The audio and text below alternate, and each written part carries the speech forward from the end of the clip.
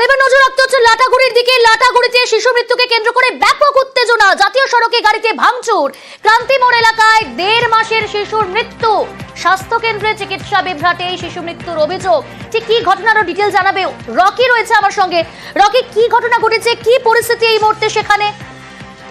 দেখো, 1.5 মাসের শিশুকে ভ্যাকসিন দেওয়ার পর কয়েক ঘন্টার মধ্যে মৃত্যুর ঘটনায় কিন্তু চাঞ্চল্য ছড়িয়ে যাচ্ছে ক্রান্তি ব্লকের লাটাগুড়ি এলাকায়।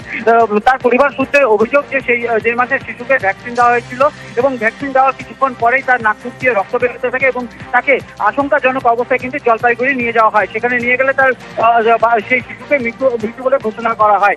এরপর কিন্তু আজ সকাল থেকেই লাটাগুড়িতে জাতীয় সড়ক অবরোধ করে বিক্ষোভ দেখাতে থাকেন পরিবারের সদস্য সহকারে এলাকার বাসিন্দারা, এবং উত্তেজনা এতটাই বেড়ে যায় যে ঘটনাস্থলে বিশাল পুলিশ বাহিনী নামানো হয়েছে। ইতিমধ্যেই কিন্তু সেখানে লাটাগুড়ি থেকে মালবাজারগামী জাতীয় সড়কে যানজট সৃষ্টি হয় এবং সেখানে কিন্তু স্টেট বাস ভাঙচুর করা হয় বলে সূত্রের খবর। এই ঘটনায় রীতিমতো চাঞ্চল্য ছড়িয়েছে। স্বাস্থ্য দপ্তরের তরফ থেকে জানানো হয়েছে গোটা ঘটনার তদন্ত শুরু করা হয়েছে এবং সেই মৃত শিশুর দেহ পোস্টমর্টমের জন্য জানানো হয়েছে। গোটা ঘটনায় কিন্তু উত্তেজনা ছড়িয়েছে এবং থমথমে পরিস্থিতি রয়েছে এলাকায়। প্রিয়াঙ্কা, বেশ।